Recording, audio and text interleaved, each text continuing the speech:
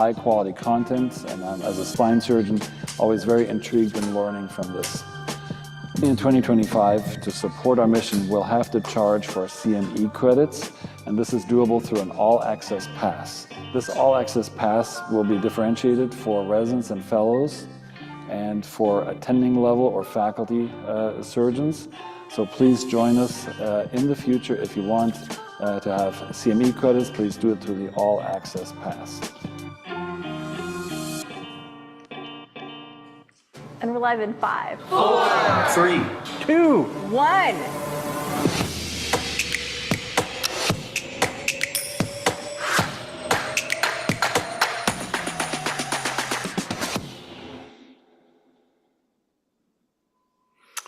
Well, good morning, everybody. It's July 16, 2025. My name is Jens Chapman, and welcome to this edition of STED, Spine Technology Education. And the D, as I always like to stress, multi-dimensional.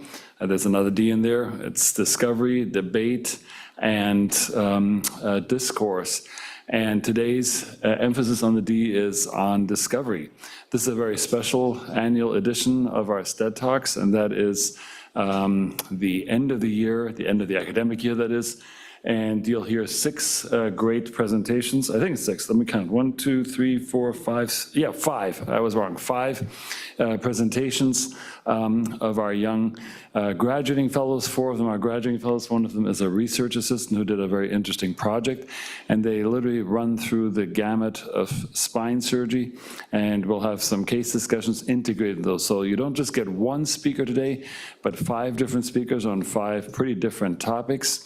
And if you don't have enough of us, I hope you'll log on to and go into a library for our last night's quarterly arthroplasty forum, where we had the great Dan Rue talk about cervical spine treatment of multi-level subaxial disease, arthroplasty or laminoplasty. I think it's a very memorable and a really cool discussion that we had. But I digress. Without much further ado, let's start with Dr. Nick Minasali. He came to us from Philadelphia. We mocked him for his Philly Eagles affinity until they won the Super Bowl. And he's been a stalwart, and he's going to go to Delaware, and he already has his head shots on billboards around the state of Delaware. So look out, Eastern Seaboard. Dr. Minasali did a great job. And he's going to talk about something called the SITE score, S-I-T-E, that we've developed here for the prediction of how to treat discitis osteomyelitis. Nick, thanks for a great year. Thank you. And thanks for taking on this topic. Thank you very much. And thank you to all our SSF colleagues, all of the Swedish research team, the fellows, everyone who's helped make all of this kind of possible, our roundtable discussions, everything's been, it's been a very good year. And I'm excited to talk about this project. So my project's the predictive validity of the SITE score in multifocal spondylodiscitis. So de novo pyogenic spine infections, or DNSIs, including spondylodiscitis, epidural abscess, and osteomyelitis, have increasing incidence globally, significant rates of morbidity and mortality, and they pose a heavy economic burden on our healthcare systems, and there's inconsistent treatment approaches across the board. Spondylodiscitis can be unifocal or multifocal, which is defined as infection limited to 1 or greater than 1 anatomic region, respectively. These infections can be contiguous or non-contiguous, which just means they're separated by 1 or more healthy vertebral segments if they're non-contiguous. Multifocal spondylodiscitis has an incidence between 4 and 35% of all spinal infections, de novo spinal infections, and it's associated with increased mortality rates ranging from 16 to 14%. So because of this, it's regularly recommended to obtain full neural axis imaging with MRI to allow for early identification and treatment of multifocal disease.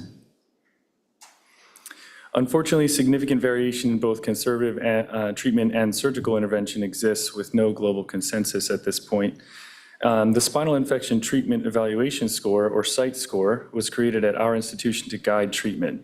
The SITE score has been shown to have an average sensitivity of 97% and specificity of 95% for independent treatment decision with a mean intra-observer reliability of 0.851. So this score utilizes neurologic variables, location of the lesions, radiographic parameters on both MRI or CT, as well as pain and host comorbidities. The scores between 0 and 8 is a severe spinal infection, and it's recommended to intervene surgically, whereas between 9 and 12 is moderate with optional surgical intervention, and then between 13 and 15, medical treatment is recommended. So one of the concerns with multifocal disease is, can the site score be applied to multifocal lesions, especially the non-contiguous ones?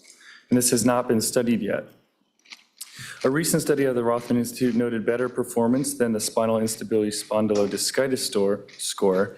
However, they did note that possibly a lower cutoff for our site score may be beneficial to increase the sensitivity and specificity compared to the current cutoffs.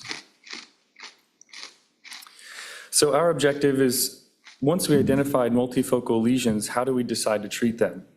The purpose of this study is to evaluate the predictive validity of the site score in multifocal lesions to determine its feasibility in guiding operative versus non-operative treatment. We hypothesize that the site score will predict multifocal cases that will fail non-surgical care. If it'll go forward. So this was a retrospective review of our database. Inclusion criteria included consecutive patients with spontaneous primary pyogenic spinal infections who were greater than 18 and treated at our institution between 2019 and 2024. And just of note, the site score was not actively being applied regularly throughout most of this time period. Our paper was published in 2023. So, and then exclusion criteria, any known history of prior spine surgery in the area of interest, incomplete preoperative radiology, so if there was not full neural axis imaging with MRI, then they were excluded, and any infections that were found to be purely fungal or tuberculosis were also excluded.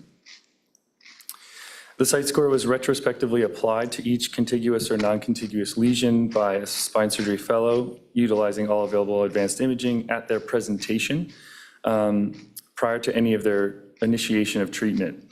The site score was then confirmed by one of 3 fellowship-trained spine surgeons with at least 7 years of experience. And because this is somewhat of a new naming schema, lesions were noted to be primary, secondary, or tertiary based on the anatomic region, with any of the most cranial lesions named as primary. Separate site scores were applied for non-contiguous lesions, and large lesions such as epidural abscesses, for example, if it spanned from, let's say, T2 to T9, that might be a little bit confusing with the location portion of the site score, but we would just name it for the most involved area. So for example, that would be the location score would be a 3 because it's mostly within the T3 to 10 region. Treatment recommendation based on the site score was compared to what their actual clinical course was, and if there was agreement between those two.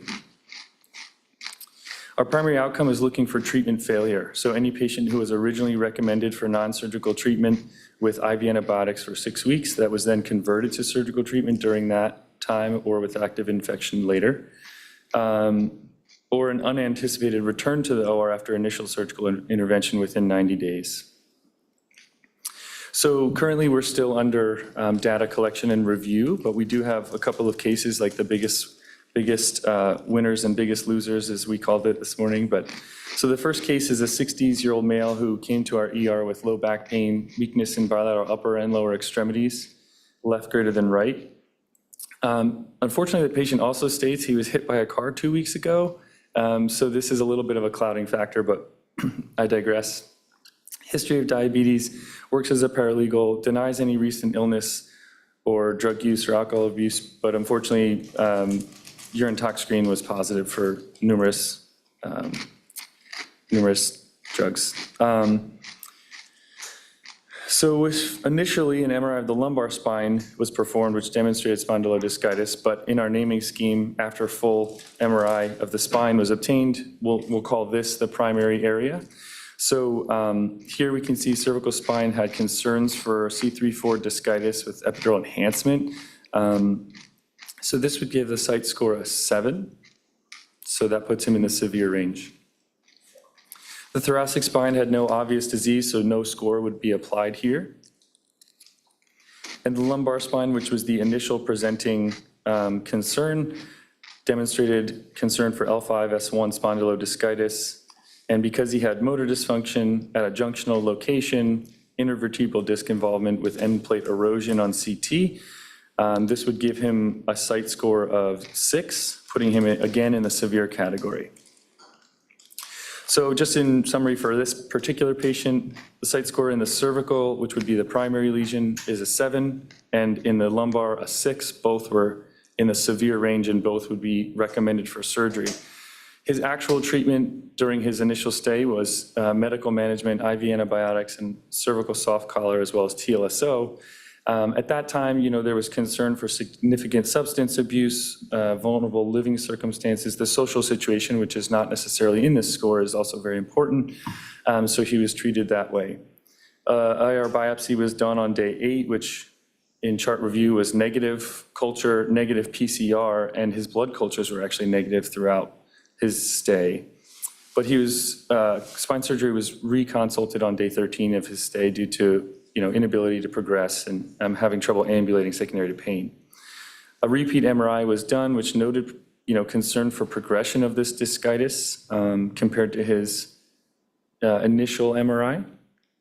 So on day 20, he underwent surgical intervention in the form of an L4 to S1 laminectomy, partial corpectomy, and bilateral T-PLIF at L5-S1, and a T10 to pelvis. Again, all the cultures at this time were finalized as negative, including AFB, aerobic, anaerobic, fungal, all were negative. The pathology noted acute inflammation and focal necrosis, but no evidence of acute osteomyelitis. So kind of an interesting case.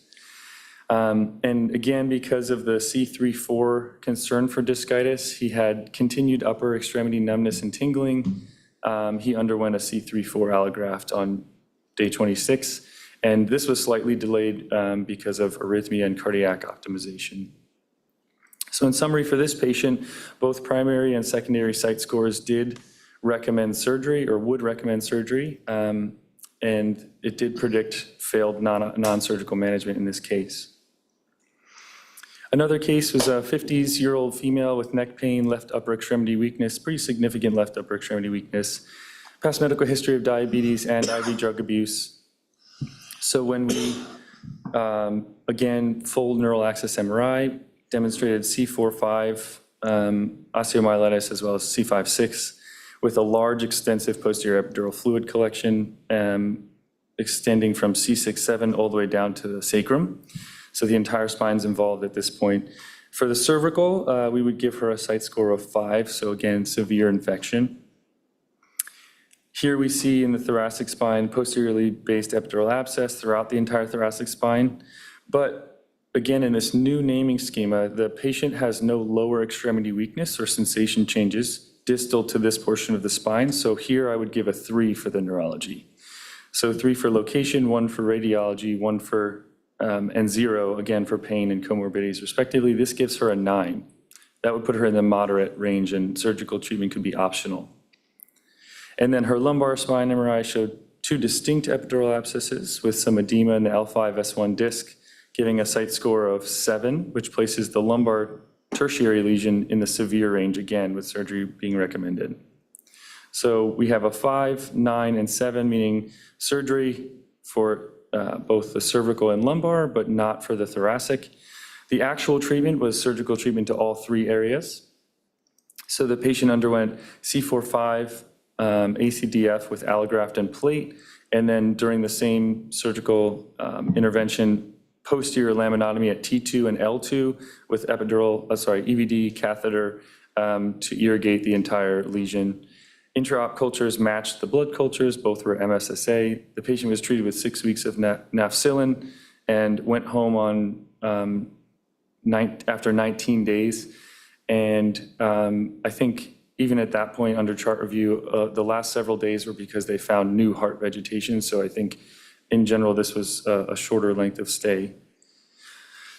So in summary, this patient was recommended for surgical treatment of cervical and lumbar and optional for thoracic, underwent all 3 and had a successful outcome from the basis of our study. So in conclusion, we're still under review, doing data collection, but unable to formally confirm our hypothesis, of course. But the current results are promising that the site score might be able to predict non-operative failure in spondylodiscitis, especially with multifocal non-contiguous lesions. All right, good job. Thank you, Nick. Can you go back before? Can you go back to the case that I have at least one question? So as you look through the data, first of all, how many patients are you going to have? How many did we treat for osteodyskitis over, let's say, a set time period? And how many are you going to have in your database? So over this time period, with our inclusion-exclusion criteria, there's 189 patients, 38%. Over what time period? Over 189? for 2019 to 2024, so 5 years. Yeah, so it's a dramatic number. Who gets multifocal spondylodiscitis epidural abscesses? Who gets that? The current literature shows that some of the risk factors include heart failure, believe it or not, depression. IV drug abuse is a significant risk factor, especially in our patients so far. Immune compromise, those on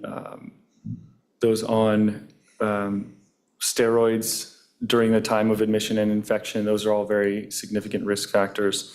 The paper I referenced that recommended full neural axis imaging, those with cervical and thoracic lesions are more likely to have other areas involved. So more likely to have, that was the only risk factor that study found, is if you have a cervical lesion, you have a higher risk of being multifocal. So far, those are a lot of the risk factors that are known in the literature. Okay. I hope you'll be done soon with that project because time's ticking and this is an important study. And around the world now, spondylodiscitis and epidural abscesses are recognized as a major pathology for a spine disease, and that needs to be reckoned with. So thank you for your work.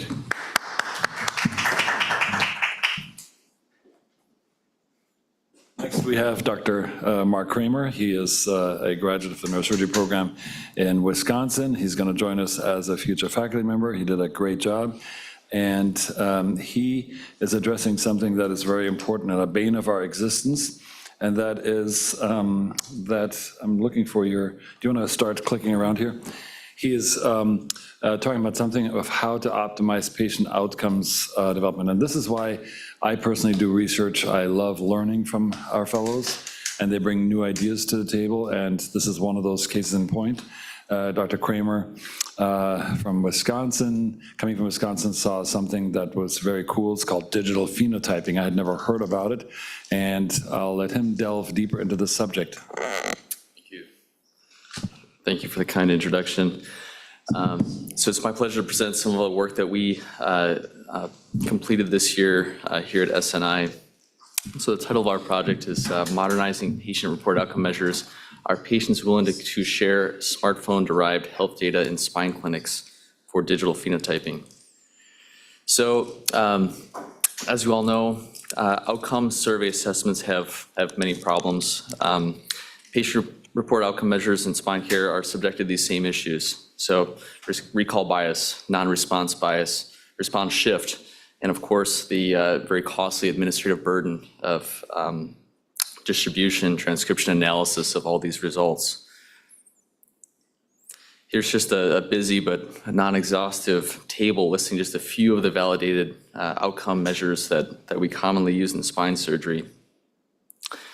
Here at Swedish, we're actually quite fortunate to have a rather sophisticated system for patient-reported outcome assessment, which is actually automatically populated in our notes. So here's a couple snapshots from a couple patients I saw recently in clinic. You can see NDI scores, ODI scores that are automatically populated into the system, and which is really cool.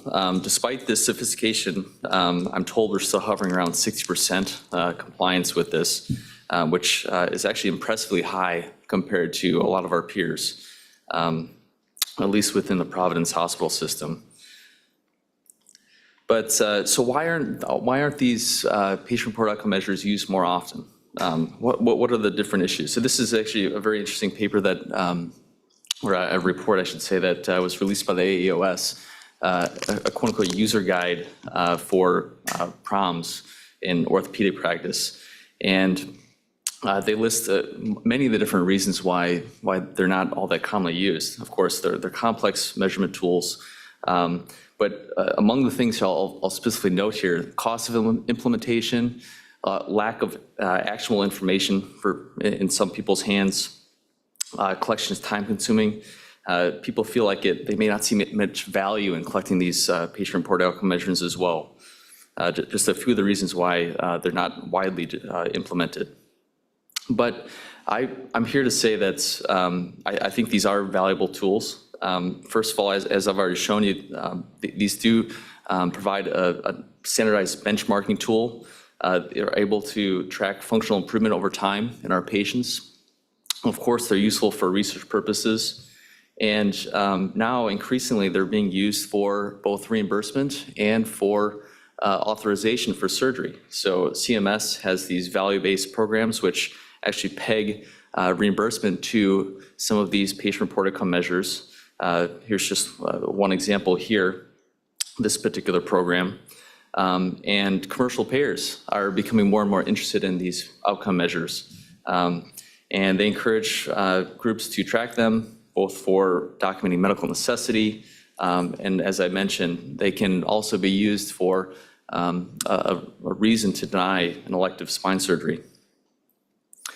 So our project here, we were interested in implementing something called digital phenotyping. It's a real-time passive collection and analysis of digital traces from personal devices like cell phones, watches, and other wearable devices. And this allows for non-intrusive, continuous, objective, and comprehensive insights into how patients are actually functioning in society. We had hypothesized that patients would be generally willing to participate in this approach for collection of outcome data.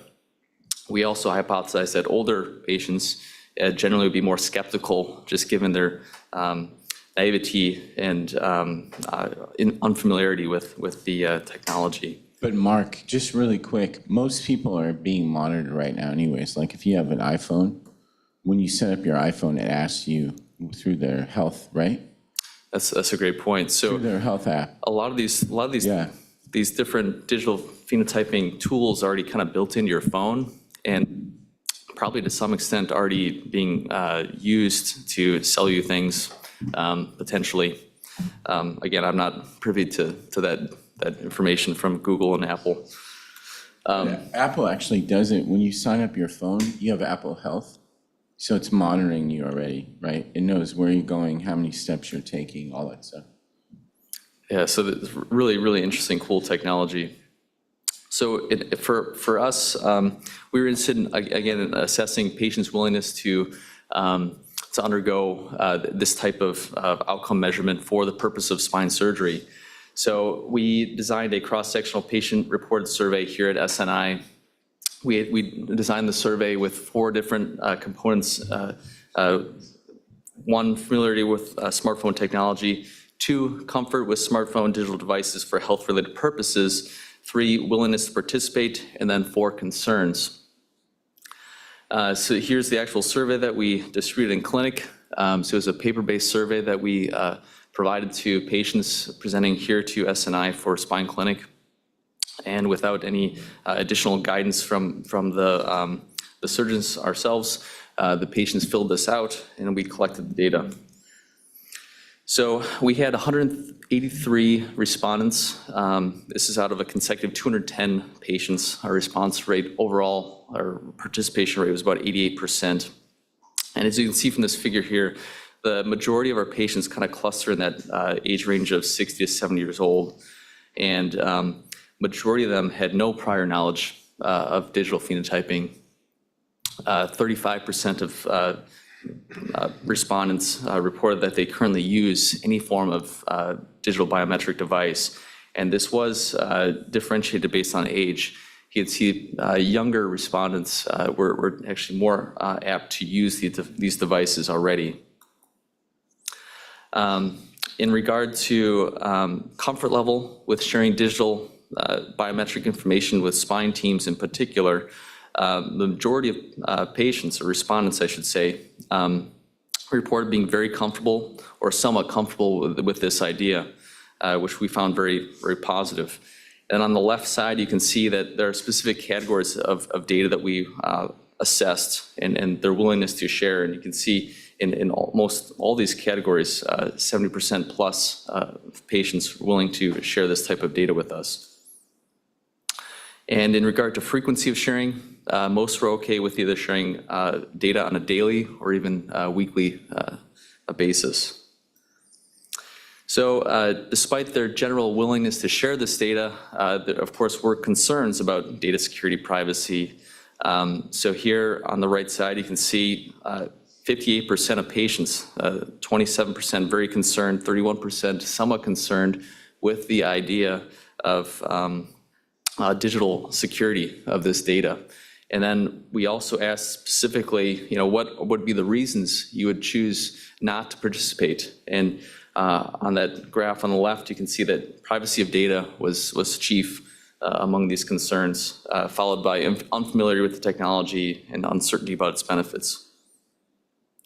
So in regard to the critical question, would you rather have a phone collect this data, or would you rather fill out a traditional survey? Mixed results. 38% said they would be willing to participate, hands down. 36% said they would prefer a paper electronic survey. About 20% said they wanted more information. And none of these categories were significantly associated with some of the demographic variables that we collected. So in summary, most respondents, 61%, said they were generally comfortable and willing to share digital biometric data with us. Of course, there were concerns about privacy and data security. The data do not suggest that older respondents are more skeptical, or were more skeptical and less willing to participate in this type of program. And in regard to our next steps, I think digital phenotyping holds great promise as a great tool for measuring these outcome measures, and more validation studies are needed. And then just given these results, of course, we feel that it's very critical that we develop flexible, inclusive strategies for our patients, both paper-based if needed, and or as I mentioned, digital phenotyping being a great potential tool to collect this data. And then just briefly, while I have the opportunity to give some thanks publicly, I just want to again thank the amazing group of surgeons that we've had the chance to work with here. And of course, my co-fellows, not only incredible surgeons, but also incredible human beings. We have to thank Lindsay Wheeler, who's the heart and soul of the program. Did a wonderful job of keeping us all on track this year. My beautiful wife, my wonderful family, and the amazing people out here that made Seattle home. So thank you. Awesome. Very nice. So if you can go back to that data survey slide, I think it was like the third or fourth thing. If we can't gather data, one of the biggest problems that we have in patient-reported outcomes is how painful it is to gather the data.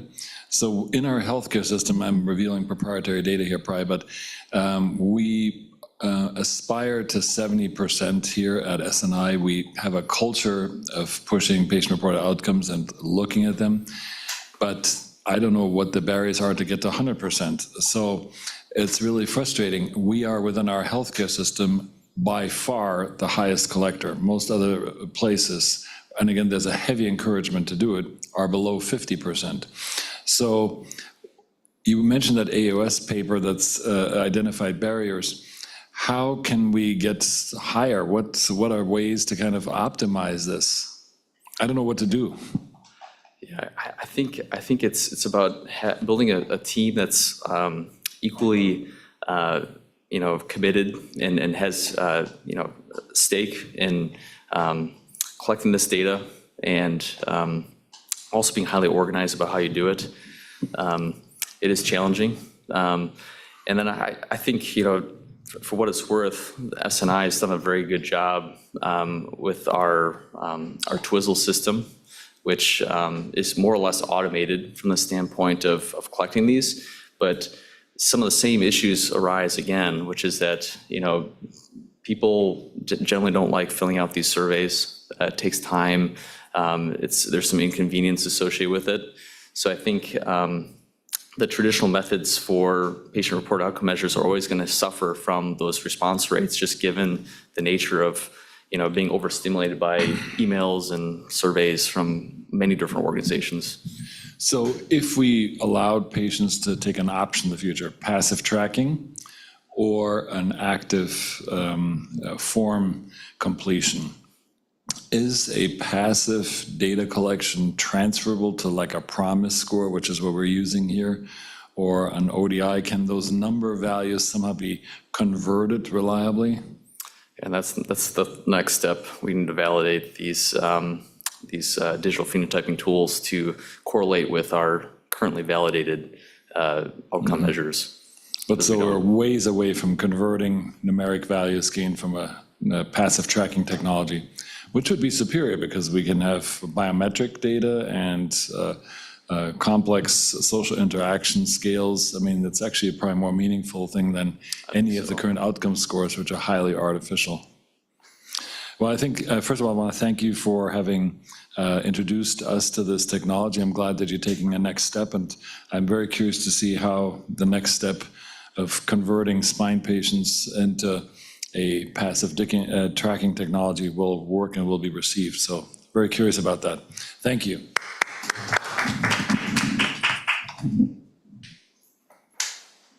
So we'll ask Dr. Cameron Hogshead to come up here. He came to us from Dallas, Texas, and he's an orthopedic surgical colleague here. Start getting a talk ready. And then he will head to Tampa, Florida with his wife-to-be, an ophthalmologic surgeon. He looked at deformity corrections using something called intradiscal osteotomies to see how this is actually working out in real life. These are complex patients with difficult circumstances. So can we do better than a conventional PSO, a more complex, more invasive form of a deformity correction? Thanks for taking this on, Cameron. Curious to hear your results. Thank you, Dr. Chapman. So as the title suggested, our kind of research article title for this was the longitudinal assessment of spine radiographic alignment following intradiscal osteotomies, including clinical complication profiles.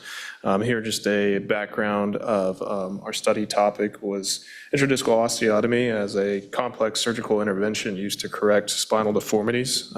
Despite its known effectiveness within our institution and many others that are adopting this technique, there is still limited understanding of the long-term outcomes related to radiographic alignment post-surgery, as well as clinical outcomes and complications.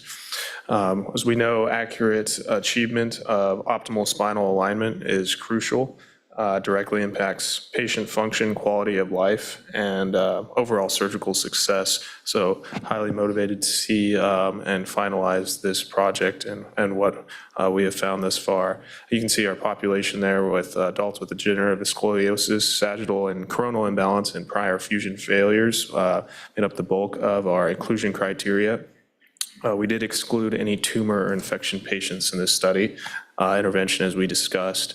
And then comparison as a descriptive analysis, no real comparison, but we mentioned other viable known techniques, though as pedicle subtraction osteotomies, we know with it up to a 20 to 30% pseudoarthrosis rate, hardware failure, and it's brought with its own complications, length of stay, blood loss as well. And then if you're looking into the anterior column reconstruction realm, working around the vessels, significant blood loss, and even death. So outcomes, as discussed, optimization of radiographic alignment parameters, fusion, return to function, and looking at the complication profile.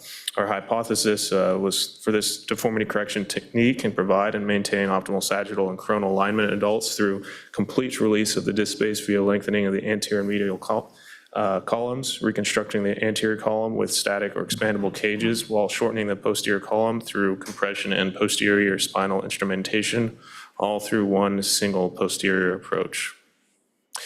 This is a animated model that we use to describe the technical aspect of achieving the intradiscal osteotomy. And you can see there on the left are T-cuts released through the pars and the IAPs, and then our C-cuts, bilateral SAP resections to remove the posterior column of the spine, and resection takes place. You can see along those dashed red lines.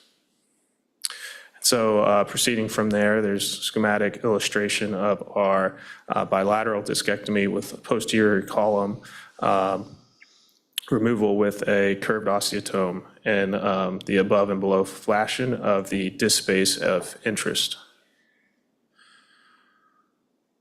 And then here we have our famous Dr. Askewian spreaders into the disc space here, releasing and providing distraction of the middle and anterior columns once fully released. And then as needed, depending on the correction that you'd like to achieve, release of ALL for more complete sagittal correction or coronal correction. And then once achieved, the rest of the technique is with expandable or static cages in our anterior column at the apophyseal rings of the disc space, and then compression posteriorly.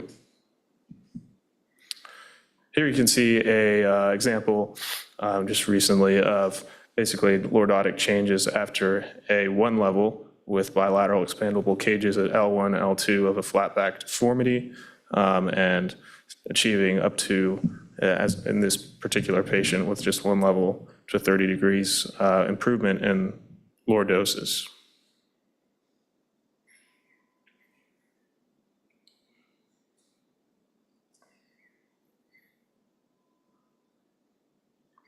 So this is then we have a long-term follow-up. So this study looked at a minimum of 2 years on average. What we have so far, about 3.5 years follow-up for these patients after undergoing correction. And that was a sagittal example. This is a coronal example as well of a longer-term follow-up that we looked at in an example study of an 80-year-old female with degenerative scoliosis. You can see her standing films there with significant degenerative lumbar scoliosis and flat back. This was diagnosed over 30 years ago, and you see a Cobb angle there from T12 to L4 at about 50 degrees. She presented with intractable right-sided mid-low back pain and pain in the left buttocks, thigh, and groin in the L5, L4 nerve root distribution. She'd also complained of balance issues causing increased frequency of falls she attributed to her legs feeling wobbly and weak and significant back pain. She did undergo preoperatively in an optimization period, bone health, as well as exercise regimens. She was a former smoker. Looking at her exam, she's pain in her low back and left thigh with lumbar extension, and then it's pretty significant rated ODI with moderate disability and a little bit of EHL weakness as well as dorsiflexion weakness. Her DEXA scan that was obtained previously was shown to be normal. And these are her standing film parameters, and so somewhat still harmonious PILL, lumbopelvic parameters. And within certain balance of the coronal spine under the accepted 3.5 centimeters, she compensates fairly well for. You can see here on her CT scans, coronal and sagittal, very significant curve causing her lumbar radiculopathy and axial low back pain. You can see pretty significant foraminal stenosis throughout, as well as some central canal stenosis.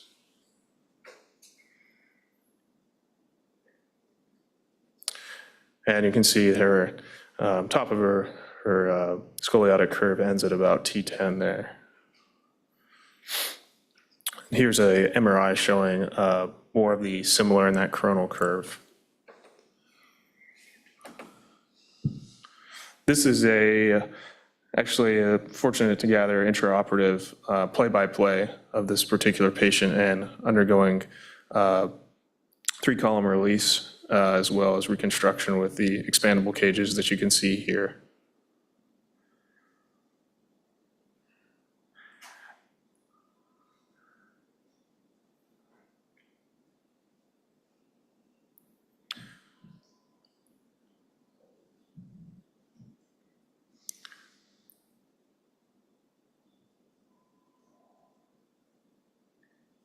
So this was a four-level intradiscal osteotomy release case with four rods correcting the spine. This is a post-op CT, and you can see this was for coronal correction, eccentric intradiscal osteotomies with cages on the concavity of the deformity on the patient's right side at L4-5, L5, S1, and then at L1 and L2 correction as well. And then you can see fairly harmonious spine postoperatively, satisfactory spinal alignment.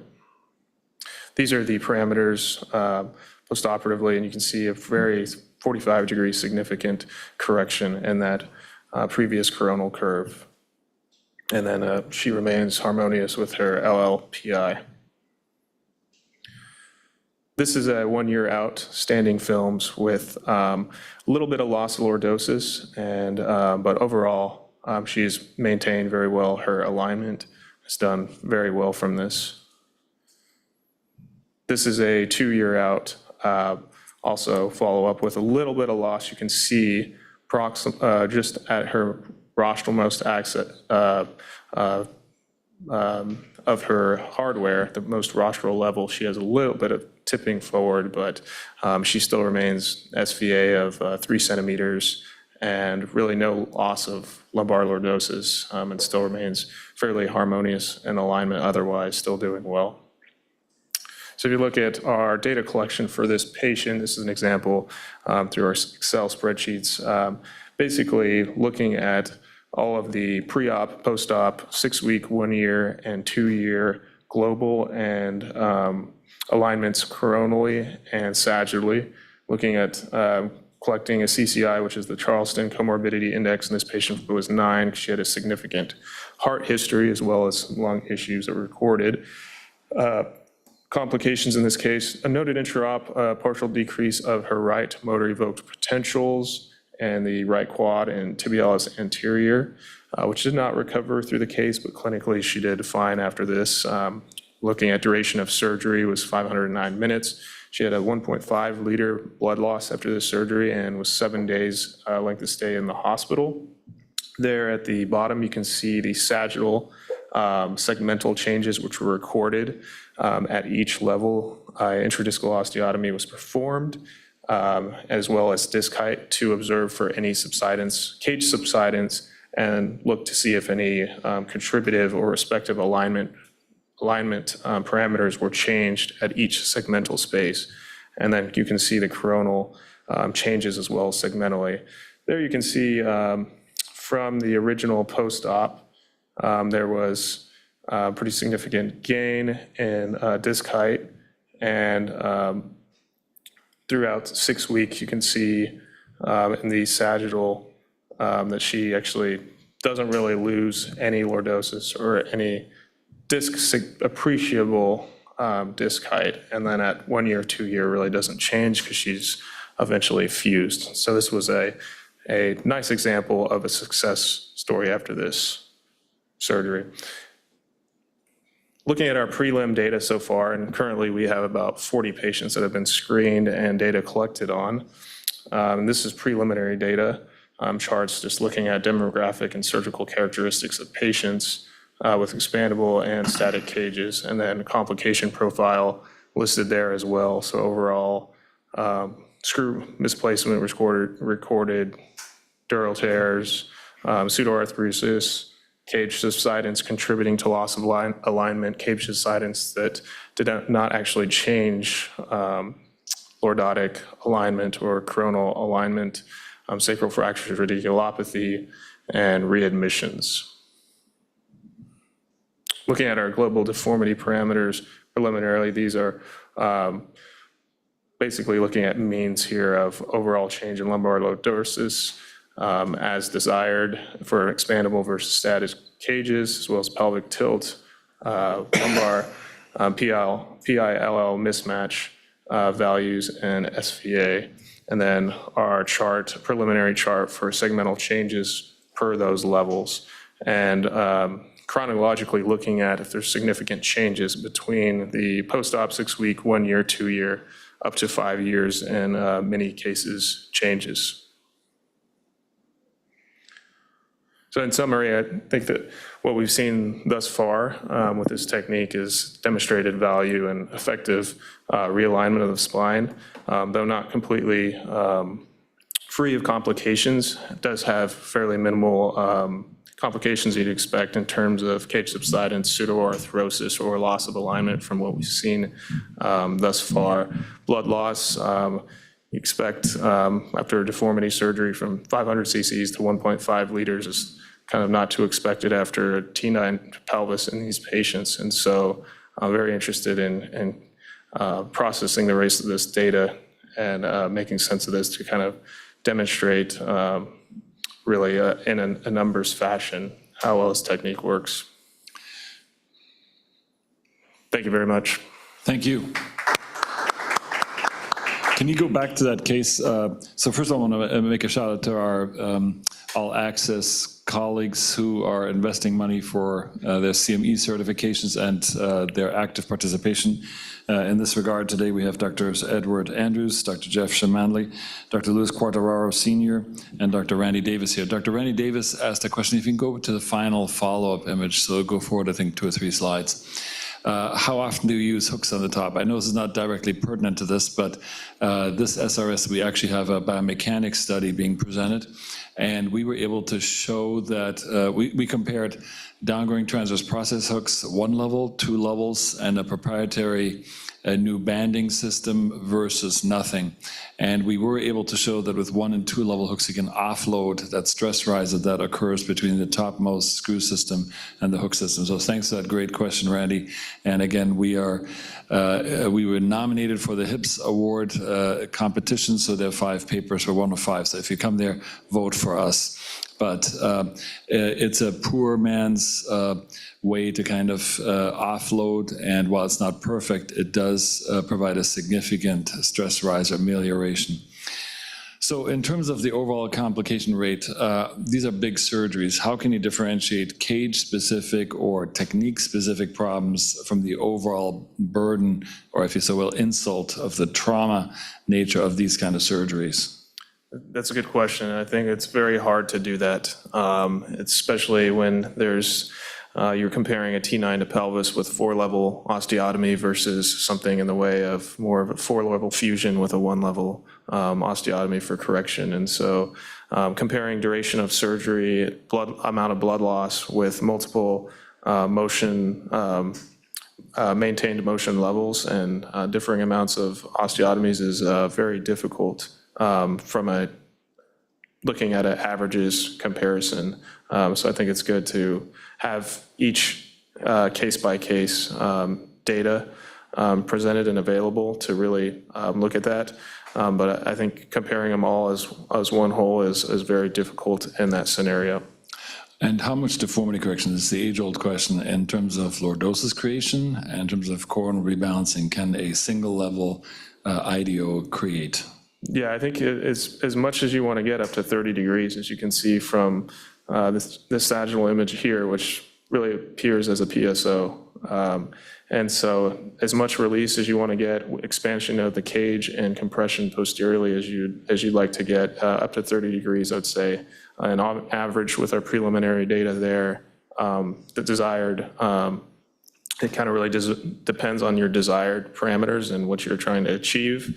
But the average there was 18 degrees in the sagittal, and coronal is more based on how much, eccentric rise or lift of a concavity or change level that you can get, in which the coronal case that we just demonstrated there had about 50 to 60 degrees coronal lumbar curve that we corrected to pretty much straight there. You still got your work cut out for you. Dr. Osgood, you're a nationally renowned far lateral surgeon. Deformity correction with X-lift type procedures or O-lifts versus an intradiscal osteotomy. You've seen it all, you've done it all. I don't do these far lateral surgeries. What are your thoughts in terms of the anterior or far lateral dogma versus trying to correct it from the back?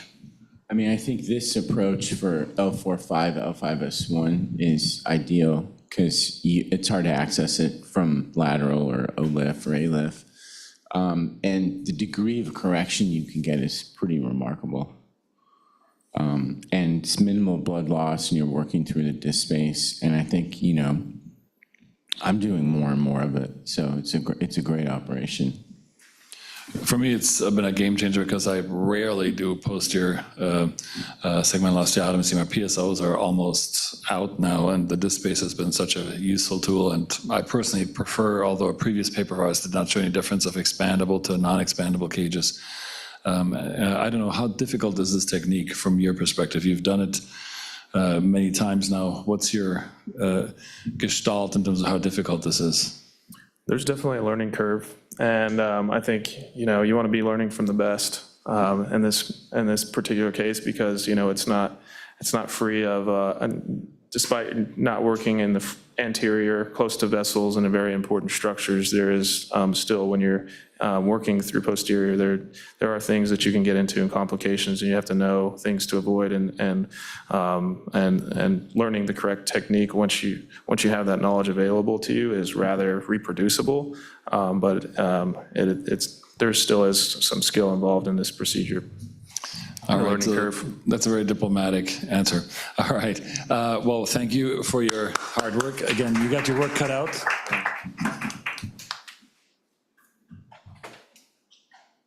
Staying with the alignment theme, and thanks for your question, Randy. Dr. Colin Gold, neurosurgical colleague from the University of Iowa. He's talking about an alignment restoration. That is a very common question in the cervical spine. A very simple question. Some of these are always the best research questions. Should we use pins or not to kind of disengage and realign the vertebra as we do our anti-fusion? So Colin did a retrospective study. He's going to talk more about it. He did a great job. And he's going to go to the University of Arizona, be a neurosurgery academic attending there. So thanks for taking on this project. Thank you.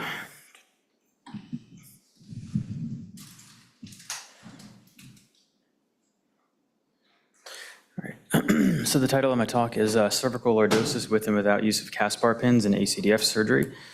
For an introduction, skeletal distraction pins, or more commonly known as Caspar pins, are used to distract adjacent segment vertebral bodies during an ACDF to facilitate the discectomy portion of the surgery and, in theory, create more lordosis. On the top right there is a schematic of how they're generally put in, perpendicular to the vertebral body.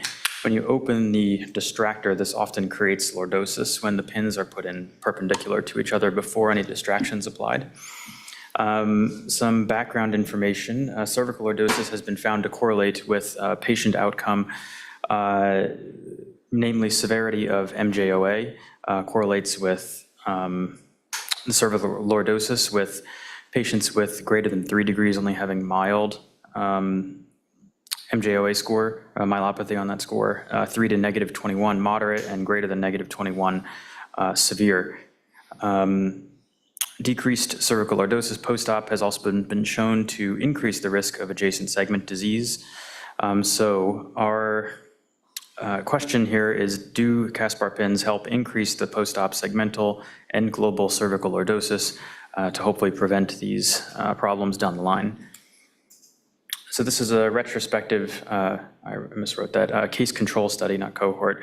The goal is to have 100 patients from 2019 to 2023 who had an ACDF surgery for any indication, and then they had to have pre and post-op lateral radiographs to measure lordosis.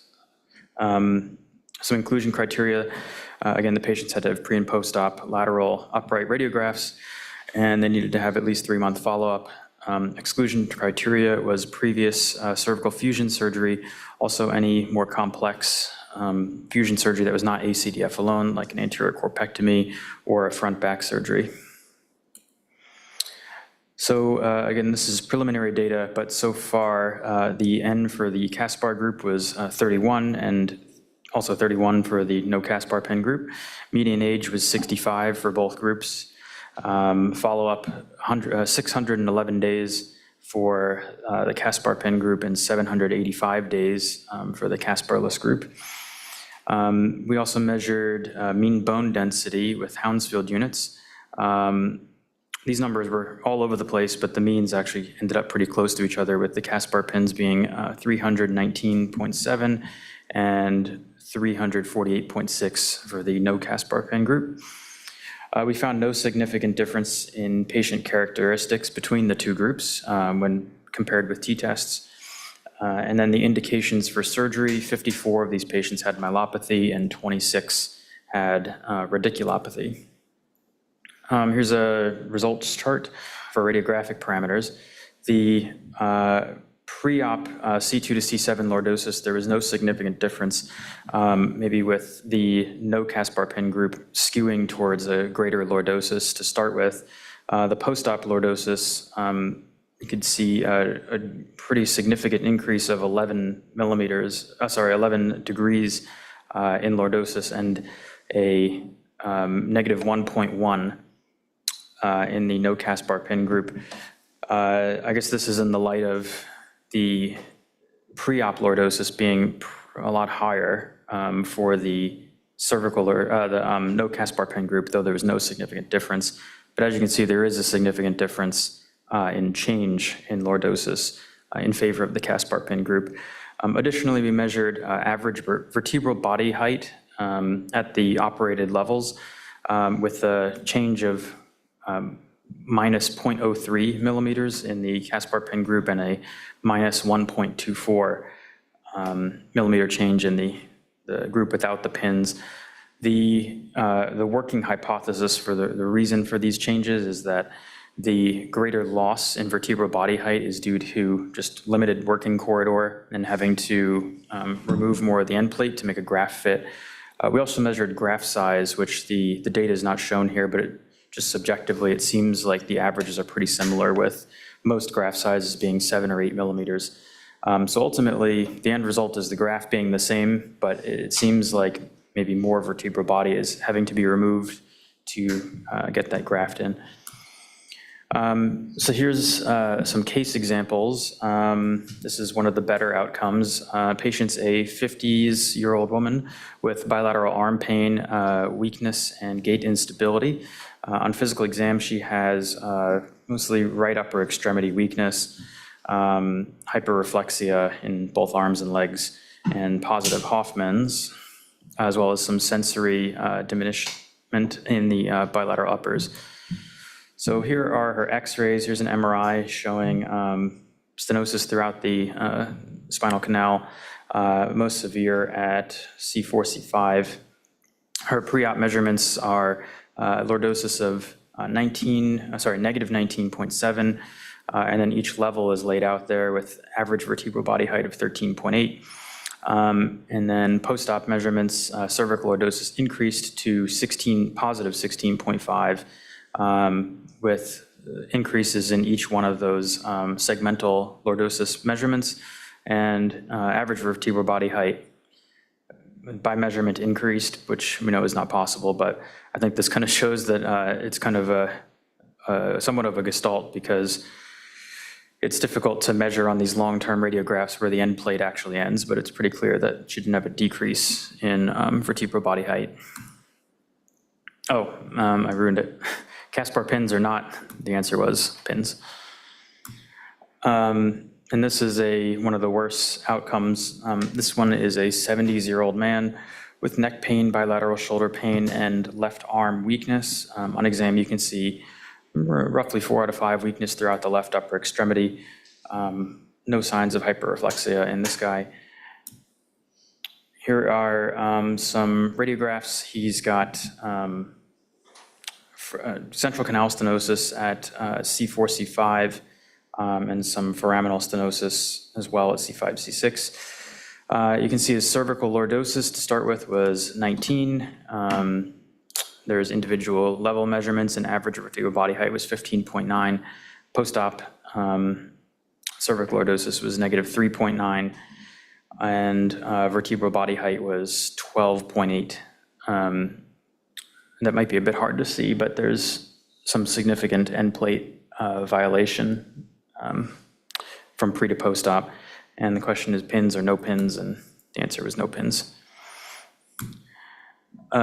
So in conclusion, again, based on preliminary data, but more than half of the patients done at this point, patients who had an ACDF using Caspar pins had greater gain in C2 to C7 lordosis than those in whom Caspar pins were not used. Surgeries not using Caspar pins also resulted in greater loss of average vertebral body height at the operative levels.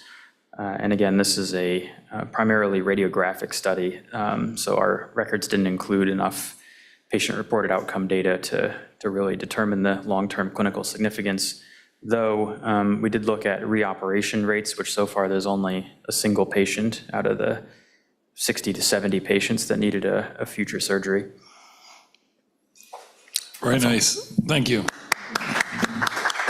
In your own residency, so you come from the University of Iowa Neurosurgery, one of the extremely well-known, highly regarded programs. How was the use of Caspar-type traction pins practiced there? Was it a common practice to use pins, or was it mixed? What was your own educational experience? It was a common practice, but it was split more in terms of some attendings always did it and some never did it. So I think everybody had picked what their allegiance was, and they kind of always did that, maybe regardless of what was needed for the surgery. And lordosis creation and bone density, is there a correlation between having better bone density and better lordosis restoration that you can see, or you probably didn't look at that? It's hard to just look at the raw data and determine that. Like the vertebral body height loss is easier to see because the numbers are smaller and more consistent, but the Hounsfield units in the cervical spine are really all over the place. They vary by hundreds. And it was only when we did the averages that I saw that there was any kind of averages near each other for the two groups. So we'll have to figure that one out in the long term once we have all the data and analyze it statistically. And did you find non-unions? You just talked about one reoperation. Is that the only non-union we had? No, there are certainly, I would call them stable non-unions. That wasn't something that we put as one of the measurements. This is more just subjective. The reoperation was for somebody who had, I believe, persistent myelopathy symptoms and had progressive kyphosis in the short term. And did you exclude people with posterior surgeries? Yes. Yep, so it's anterior only. Yeah, the rationale there was, I think the posterior surgery would have really skewed the postoperative measurements. Did you see complications with the use of Caspar pins, like vertebral body fractures or severe erosion of the vertebral body by windshield wiping of pins? So far, zero. Haven't seen that. Rod, your thoughts on Caspar-type skeletal traction pins for cervical and cervical column reconstruction? It's definitely interesting, so. Okay. Yeah. All right. I didn't expect there to be that much of a difference. And can you go back to the data sheet again? So your data sheet, the numeric difference? Yeah, so if I see this correctly, this is global lordosis data. Do you have segmental data also, like for each level, what they could do? We do. I think for Dan to do the final analysis, we'll need to think of some way to relabel this, because right now it's just labeled as like C3, C4 pre-post, for example. Okay. But not every patient had C3, C4 operated on, so we'll probably need to recategorize it into like level 1, level 2, level 3, or something like that to make it more comparable. What I found interesting here in this data table, which I hadn't seen before, is the pre-op lordosis in the Caspar pin group was worse than that in the people who did not have Caspar pins. Is that right?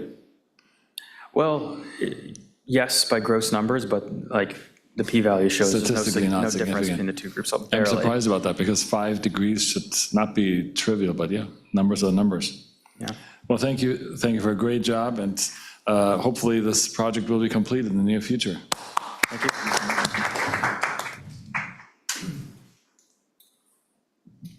And last, but certainly not least, not one of our fellows, but Luke Juppy is not a doctor yet. He's a Bachelor in Science, but he is highly clever. He's one of our former scribes, and he's been a very active assistant. He has a stick here, so come up to the podium and plug it in. He took on something that has been long-term bantered around for far lateral surgery, and that is, do far lateral approaches actually weaken the muscles, the psoas muscles specifically? Do they atrophy them? Do they damage them permanently or not? And he actually had a very nice, again, a very simple research hypothesis, and he put it into very good action. So Luke, educate us on what happens to the psoas after you do far lateral surgery. Thank you. First of all, really excited to be here and very grateful to be here. So thanks again for this opportunity. Yeah, in terms of lateral lumbar interbody fusions, just in terms of the overall anatomy of the approach, as you know, it's reliant on an access corridor through the retroperitoneal space and through the psoas muscle. One of the things that we see commonly documented in the literature is a transient postoperative weakness and a transient postoperative numbness specific to the leg on the surgical side. On the left here, you could see a model from one of our previous fellows, Dr. Pericles Gedolius, showing just how intricately associated the lumbar plexus is with the psoas muscle. So really the combination of these two things gave rise to our research question, which is whether any sort of long-term changes in psoas morphology and any sort of long-term changes in terms of neurologic sequelae remained after the lateral approach. Recording in progress. So we looked at all patients, all lateral patients at our institution from 2016 to 2024, and we were comparing the ipsilateral, so the surgery side, versus the non-surgery side here. Again, comparing radiologically, how does the psoas morphology compare, as well as clinical symptoms. We excluded any patients who would have artificial inflation or deflation of their psoas from significant deformity, tumors, trauma, infection, or spinal cord injury.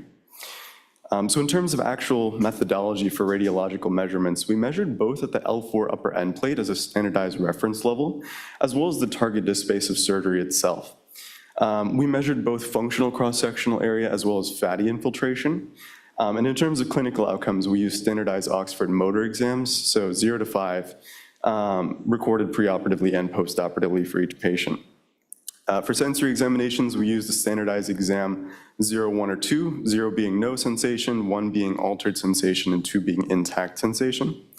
And on the right here, you could see our breakdown of our actual search. So we started with 865 patients in our initial criteria, but we had to exclude a significant amount of that who didn't have available MRI for comparison.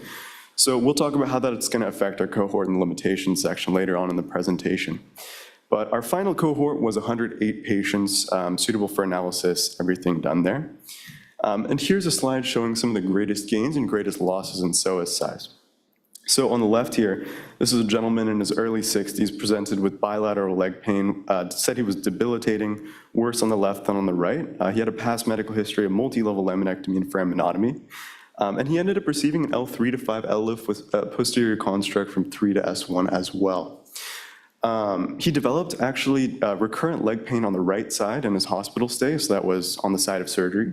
And 4 months later, actually, he had a subsequent MRI which showed 33% loss in the psoas size on the right side, so the side of surgery, as well as an 8% loss on the non-surgery side.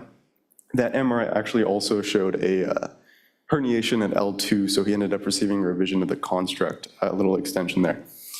Compare that to the patient on the right. This is a patient with the greatest gain. Also in his early 60s, presenting with recurrent back and leg pain after a previous L1-2 laminotomy and discectomy. He actually only received an L1-2 L-lift from the right side as well as a revision laminectomy and discectomy at L1-2. 5 years later, his MRI showed gains of 17% and about 25% on the surgical side and non-surgical side respectively. So really, this just goes to show there's a large variation in terms of patient outcomes and the time course of those outcomes. In terms of actual radiological changes themselves, we don't see significant skewing between the surgical side and the non-surgical side here. On average, there was about a 6% decrease specific to the surgical side, but no really significant decreases on the non-surgical side. If we're looking here, what's highlighted in red is the surgical side. You can see it's much more variable than the non-surgical side, which is highlighted here in blue. So to me, our working hypothesis is that the non-surgical side is much more predictable. Our average age in this cohort is about 67 plus or minus 3 years for the standard follow-up, up to 7 in some patients.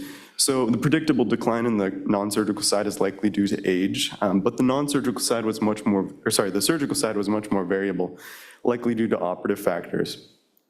Surprisingly, we investigated surgeon, laterality, location of the surgery, blood loss, operative time, as well as length of stay. But the only significant factor that we found here for association with decreases in psoas size was actually 2-level fusions. The question then becomes, there was a significant difference, but does it actually matter for our patients?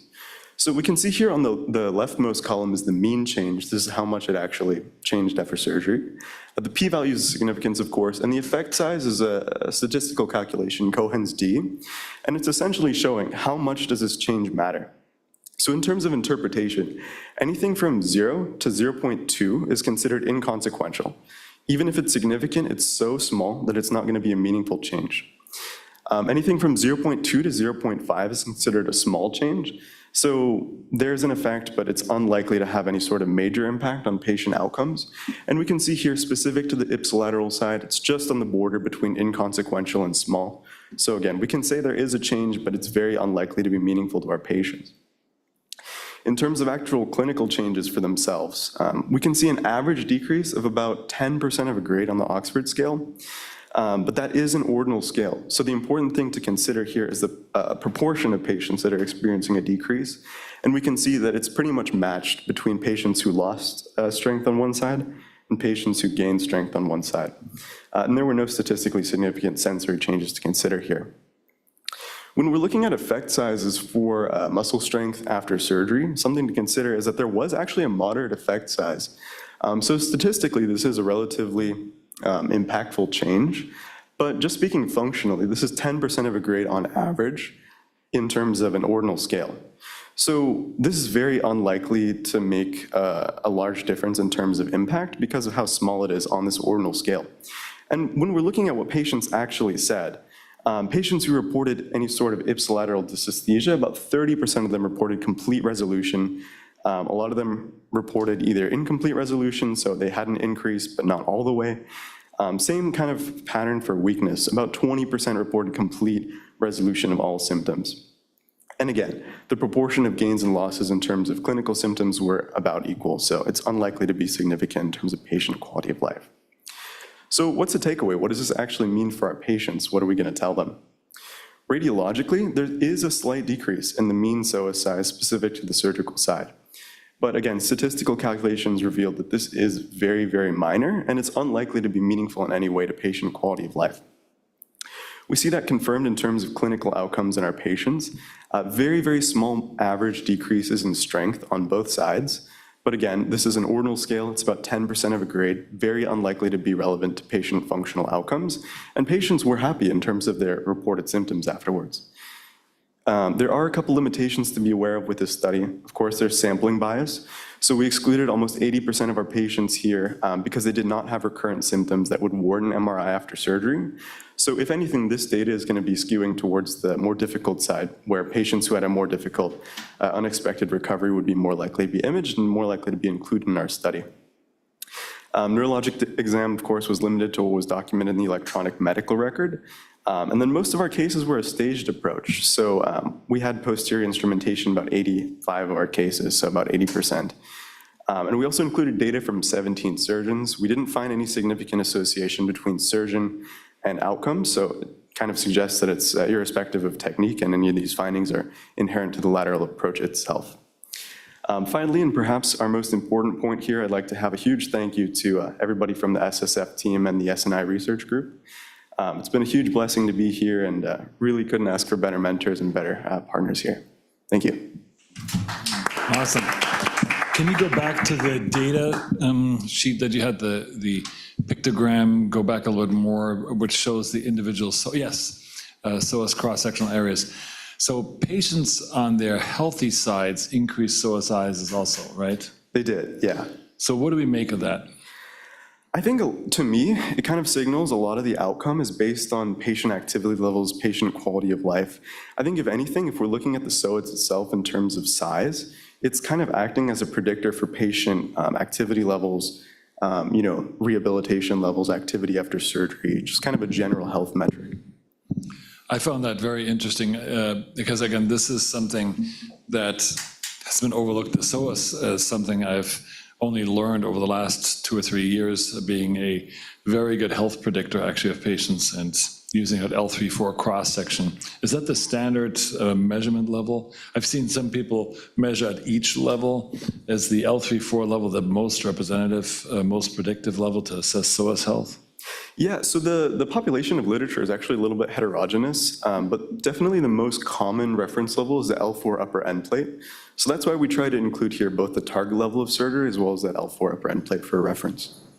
Okay. Overall, again, the percentage figure of psoas loss, what is that then? What would you tell me to tell a patient later today in clinic? So in terms of the actual psoas loss, we do see a significant change, about 6% on average for the surgical side, and about 2% on the non-surgical side. But despite that, we don't see any sort of significant changes in terms of quality of life. So despite this average decrease, you could do better, you could do worse, but it's not going to have any impact on you in all likelihood. Dr. Scuian, what were your learning points from this? You're a far lateral surgeon. I mean, I think for me, I think you pointed out, Jens, we never really looked at the muscles. We just ignore them on an MRI. And I think it's the first thing I look at now when I look at a pre-op patient, especially the paraspinal musculature. And if you start to see a lot of atrophy, fatty infiltration in the muscles, it really gives you a really good idea of kind of the metabolic health of the patient. So, I mean, I think this area is fascinating, and I want to congratulate you, Luke, for really looking at this because it's something that's not well understood. So in principle, we have people who respond favorably. If you look at this winners and losers again theme of today, there are responders who actually do quite well following surgery. They gain muscles. What was the biggest percentage gain you've seen? 17%, is that it? Yeah, the biggest gain on the surgery side itself was about 17% and about 25% on the non-surgery side. Contrast that with about 30% on the greatest loss. And I know you looked at that.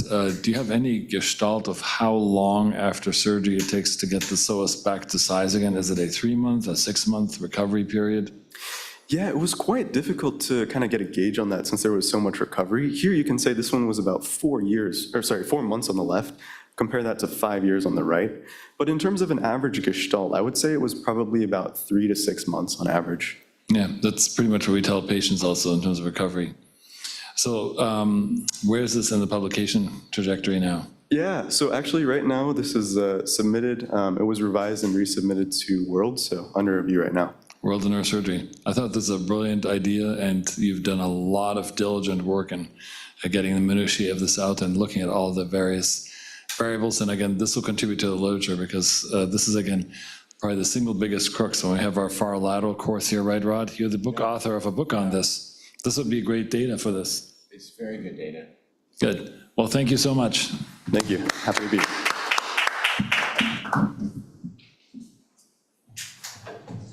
So this has been a great year. I want to thank our fellows and SSF and all of those who've supported the research here. I learned as much, if not most, from these projects as anybody. Every one of those projects has brought up things that I did not think of or know before, and subtleties and new questions have arisen, and I think that's a very productive insight.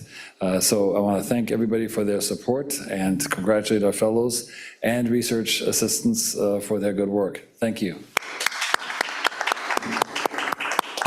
And this will conclude a little bit early today. Is that okay, Corey? Yes, it is. Thank you to our All Access Pass supporters and Dr. Davis for his always insightful comments. Appreciate you all. Take care. Bye-bye.